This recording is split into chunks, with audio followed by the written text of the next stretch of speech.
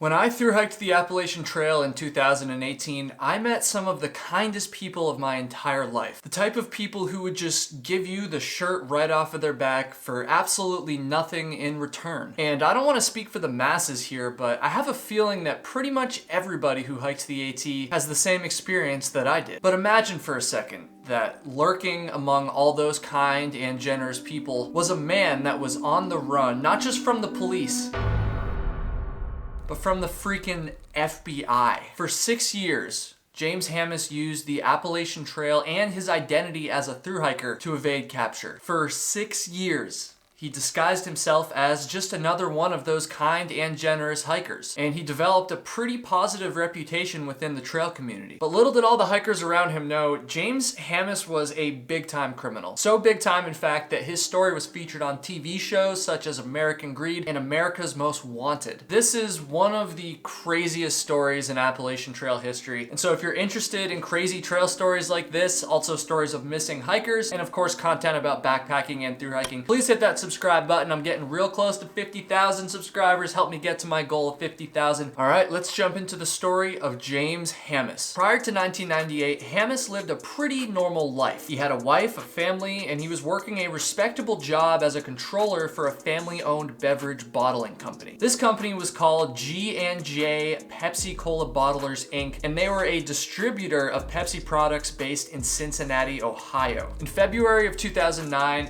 Hammis was called to his employer's headquarters to answer some questions from the FBI about fraud within the company. During this interview, he maintained his innocence and denied knowing anything about the fraud. But his actions after the interview tell a much different story, because after he walked out that door, he vanished. He left his family and his work behind and began a new life on the run from the law. Many criminals on the run end up fleeing the country or maybe laying low in a shady hotel or staying with friends, something like that. But Hammis had a different idea. He decided it was time to go for a hike. But what exactly was Hammis running from in the first place? Well, according to the FBI, between 1998 and early 2009, Hammis embezzled, are you ready for this?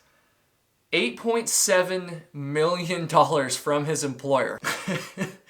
Almost $9 million over an 11-year period is just absolutely insane. Hammis's position made him responsible for the financial accounting and internal controls for his company's division. This allowed him to set up phantom bank accounts for an existing vendor, deposit large sums of money into those bank accounts, and then transfer all that money into his personal accounts. He also invested much of the money into the stock market and even made tax payments on it. But eventually the IRS did catch on, because while he did pay nearly $3 million in taxes, he still failed to file tax returns for multiple years during this stint. And the IRS wasn't the only organization that was catching on to James Hammis either. Eventually, bank employees working for his employer and the vendor he was taking advantage of discovered canceled checks being returned from a bank they were unfamiliar with. And this marked the beginning of the end of James Hammis's scheme. It's at this point that he was interviewed by the FBI and promptly fled to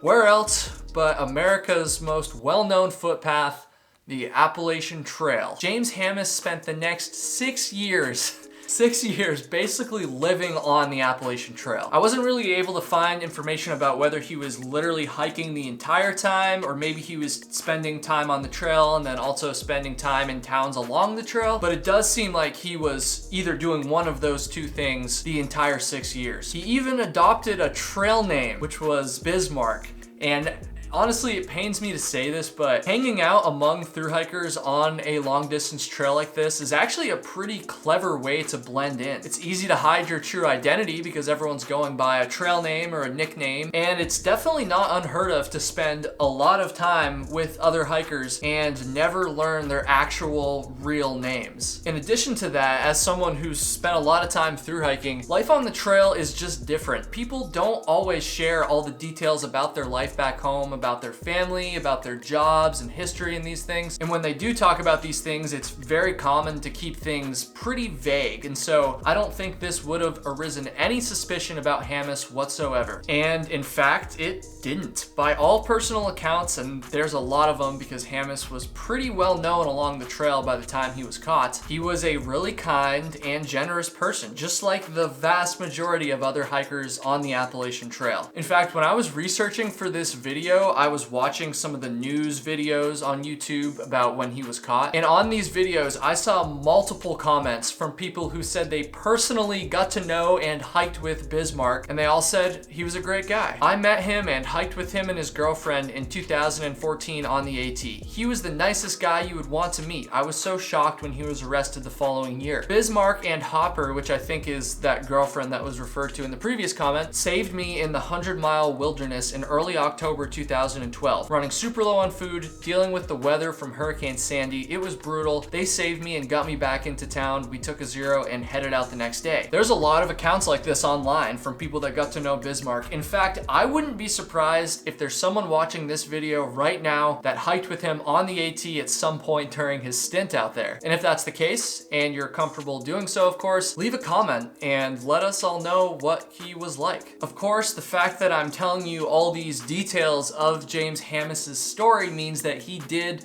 eventually get caught. And the way it went down is gonna sound pretty crazy to anyone who's familiar with the Appalachian Trail or the culture that surrounds it. Because of how much money James Hamas embezzled, almost $9 million, his case was very high profile. So much so that it was actually featured on TV shows about missing fugitives. One of these shows was American Greed, which aired an episode about Hamas in 2012. And a few years later, an Appalachian Trail thru hiker happened to catch a rerun of that episode. Ultimately, this is what led to his downfall. This hiker had met Hamas for the first time shortly into their thru hike in March of 2014, and they ended up spending a pretty decent amount of time with him over the next few months. And in early 2015, after this hiker had gotten home from the trail, they just happened to catch this rerun episode of American Greed, and they recognized their friend that they had known as Bismarck. This person contacted the FBI pretty soon after and even let the FBI know that Hamas was planning on attending the Trail Days Festival later that year. You could probably see where this is going. On May 16th, 2015, the FBI came a knock-in on the door of the Montgomery's Inn in Damascus, Virginia. Damascus is a small but popular town that the Appalachian Trail runs directly through, which also hosts the Trail Days Festival every year. Hamas had frequently stayed at this inn over the years, so often that he actually got to know the owner of the inn, and she said that he was one of her favorite guests. After they arrived, the agents showed the inn's owner a picture of Hamas, and she confirmed that he was staying there right now. The agents went into his room and they arrested him. By all accounts, it was peaceful. There were no guns drawn. There was no violence. He just got caught, and the gig was finally up for Bismarck. But this isn't the end of the story. In fact, there's actually a whole nother event, for a lack of a better word, that potentially involves James Hamas and his shady behavior. Hamas's fraud was definitely illegal, and I don't want to downplay that. I really think that he should be held accountable for his crimes. However, embezzlement is a non-violent offense. And also, given the victim of his offense was a company, not even like an individual person, I think it's reasonable to assume that some people might have sympathy for him, maybe even actually be rooting for him. I did see some of this in the comments of the other videos I was talking about earlier. So if you're finding yourself in that category, you might want to listen up a little bit closer. In 2003, so while Hamas was in the middle of this whole fraud scheme, his wife died in a mysterious fire at their home. Hamas was allegedly out jogging at the time, which is kind of bizarre to me because the fire happened after 10:30 p.m. It happened at night. Not really like a normal time you would go jogging, but I guess it's not unheard of either. With all that said, I very strongly believe in innocence until guilt is proven. And James Hamas was never proven guilty in his wife's death. He was never proven to have started that fire. In fact, when the fire was investigated, the the authorities didn't find any evidence of accelerants used, and they ultimately ruled the fire an accident. And I really doubt that anybody questioned this at the time. That is, until 2009, when James Hammis disappeared and his fraud became known to the public. Still, to this day, there's no evidence that James Hammis purposefully set the fire and killed his wife. All I'm saying is that it's a little bit suspicious given his actions a few years later. At the very least, I just want you to keep in mind that James Hammis and his wife had a daughter together, and that daughter lost her mother in the fire.